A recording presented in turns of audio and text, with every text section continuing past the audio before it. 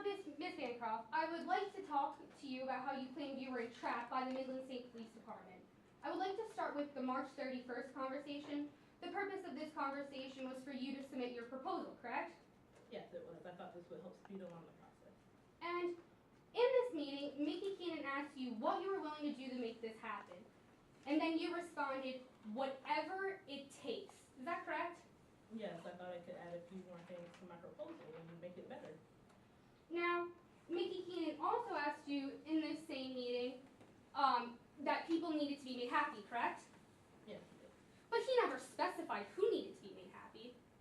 No, he didn't. It was you who said it was Chase Covington who needed to be made happy, correct? Yes, I was aware that Chase Covington was the chairman of the board, so obviously he was one of the people that would need to be made happy. Now, Miss Bancroft, you realize this all by yourself. Mickey Keenan had no influence on you, correct? No influence, how, I'm sorry. That you realize that Chase Covington needed to be made happy, correct? No, I was just trying to cater my proposal to the needs of the board and make sure everything was going smoothly. Now, Miss Bancroft, I would like to move on. Is it true that in your March 31st transcript, you told Chase Covington that you had already bought in land perfect for a casino before you even got the casino license? In the March 31st meeting? In the March 31st meeting. I don't believe Chase Covington was there, I'm sorry. Okay. Let's move. Additionally, on your objection relevance as to a business owner purchasing land for potential investment? Your Honor, I'm trying to show that the witness was already confident that she would be getting the casino before the casino vote even came through.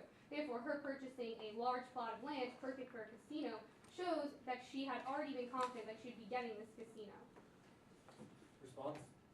Your Honor, it's not incredibly uncommon for a business owner to purchase a piece of land in preparation for some kind of establishment, investment. If opposing counsel is using this entirely to prove that Avery Bancroft had purchased this to build a casino she was sure she would get, they need to introduce quite a bit more evidence to make this relevant or in any regards true. Since the bar for relevance is super low and this does relate to Bancroft's confidence that she would get the proposal, I'm going to allow it. Yes, sir. But feel free to object again if you think it goes back into what you consider irrelevant. Yes, sir.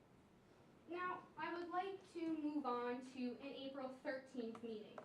At this meeting, you emailed your head of security the day before talking about how security needs to be of the utmost importance. Is this correct? Yes, this is correct. Would you recognize this email if I showed it to you today in court? Yes, I would. Permission to approach the events and tender evidence of previously marked as prosecution too? Sure.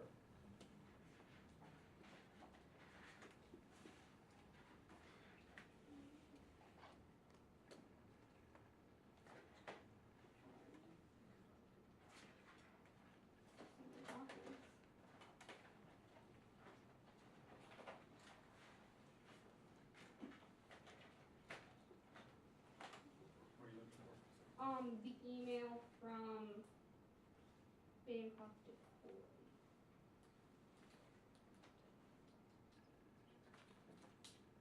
Oh, here it is, perfect. And would your honor like the first copy? No, I think you got to be enough back right now. Now, Ms. Bancroft, in this email, you say that discretion is of the utmost importance, correct? Yes. And that it is essential that what you speak about on tape is not heard by anybody else, correct? Yes. But Mickey Keenan never told you to say any of this because you had not been in contact with him since the March 31st meeting, correct? This is correct. So you took it on your own initiative to set up these security protocols for the meeting, correct? I mean, my assistant Corey Hyatt suggested it, and I thought it was a good idea, so I went ahead and emailed my head of security. Permission to tire evidence to them?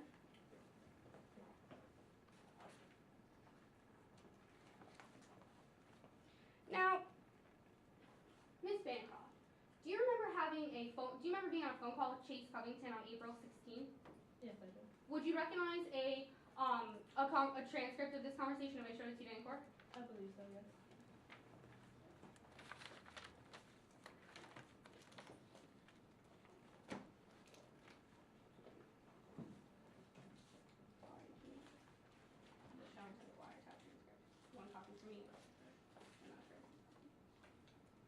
objections to the authenticity of the document, Your Honor?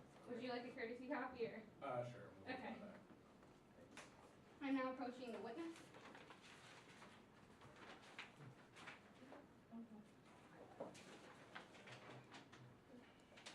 Now, Miss Bancroft, what have I just handed you? This looks like a wiretap. And transcript. this is a fair and accurate copy of the conversation you had with Chase Covington, correct? It looks like it, yes. And that is the correct time in the corner? Yes. Your Honor, at this time, we would like to admit prosecution exhibit 5 into evidence. And you said no objections? No objections, Your Honor. Alright, so admitted. Now, Ms. Bancroft, I would like for you to read the lines silently as I read them aloud to the court. We will be starting with lines 13 and 14, where Covington says, "Do we need to schedule another meeting with Mickey Keenan?" Where then you respond on 16 through 22, "I don't think so. We've been doing this kind of thing a long time. There's no need for a middleman. I mean, it doesn't take Mickey to clue me in that sometimes you have to get your hands dirty in this to get things done in Midlands. Did I read that correctly?" Yes, you did. Good, then I would like for you to flip to lines 46 and 47, where then you say, "I'm looking at my cash on hand. I need to see how much I can put up front. What are you doing for me?" Where then Covington responds, "Well, I mean, the two other guys are pretty firm. They aren't going to change. Bottom line is, it's my game. Whoever I vote for wins." Did I read those correctly? Yes, I was thinking about finishing paying off the plot of land I was looking at. Real estate is it's a tricky business, and I wanted to make sure that my vote would be had. So then, on 53 and 54, you say, "So you're sure you're the only person I need to worry about?" And on 56, Chase Covington says, "Yes, there's no question about that." Did I read that correctly, Ms. Bancroft? Yes, I wanted to make sure I didn't need to amend my proposal further. Permission to approach the witness and tender evidence to them? Sure. Now, Is this the wiretap that you're tendering? yes. We've already got copies, so you can just. Now, Ms. Bancroft, would you recognize an email where you emailed Corey Hyde from April 15th? Yes, I believe so. I'm approaching opposing counsel.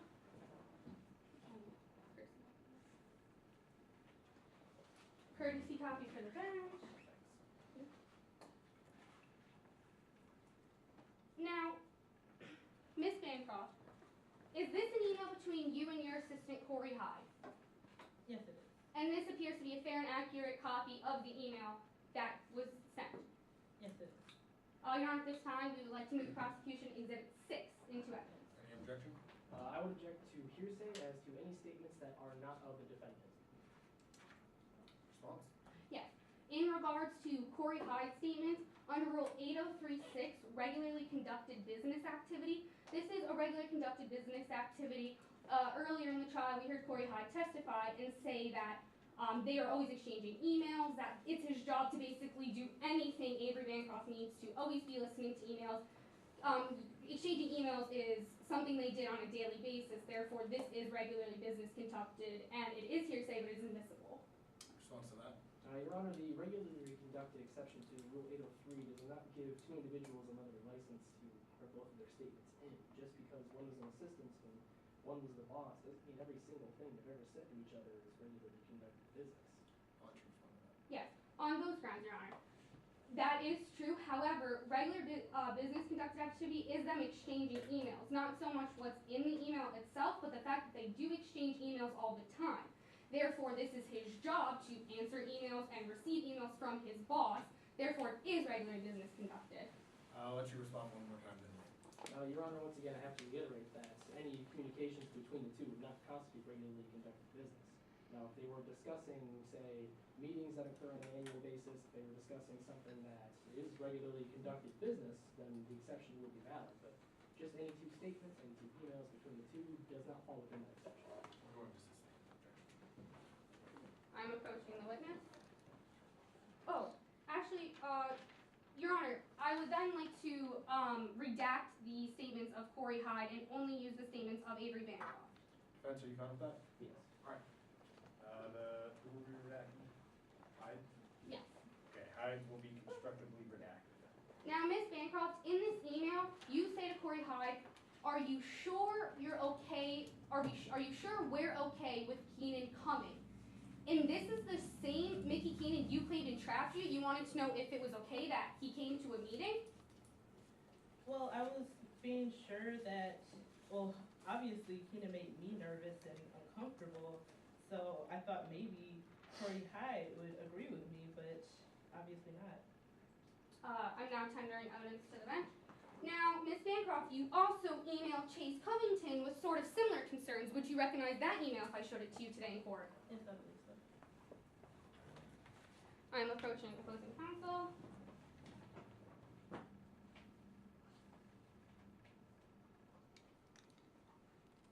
And a courtesy copy if you would like one. And I'm approaching the witness.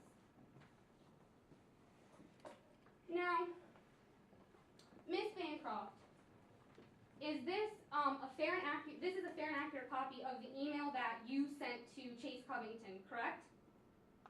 Yes, that's correct. And it seems to be a fair and accurate copy. Yes, it is. Your Honor, at this time, we'd like to move prosecution exhibit 7 into evidence. Objection? Objection to hearsay, Your Honor, as to any statements outside of the defendant's?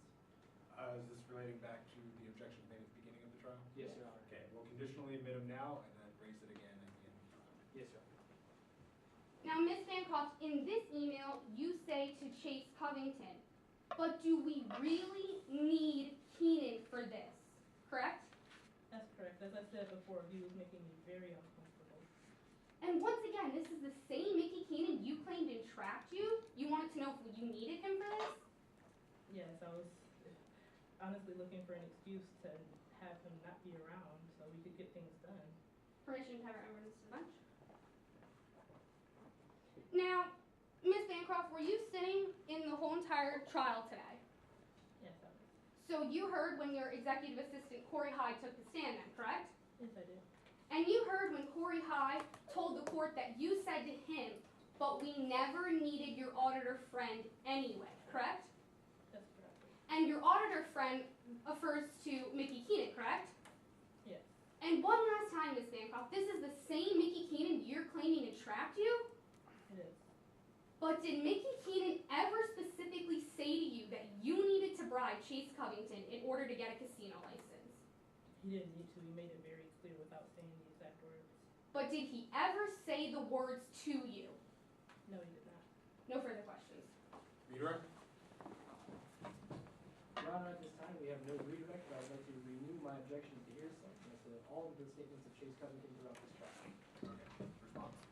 Your Honor, I feel that during the duration of this trial, enough information has been laid that Chase Covington and Avery Bancroft were working together. You heard Corey Hyde testify today, and that when he said that when Chase Covington answered the phone, he said, "Oh, Bancroft, I thought I'd be hearing from you." This shows that they were working together. They were planning. There is other testimony today that proves that they were co-conspirators, and there has been enough foundation laid to have the quotes put in non-conditionally.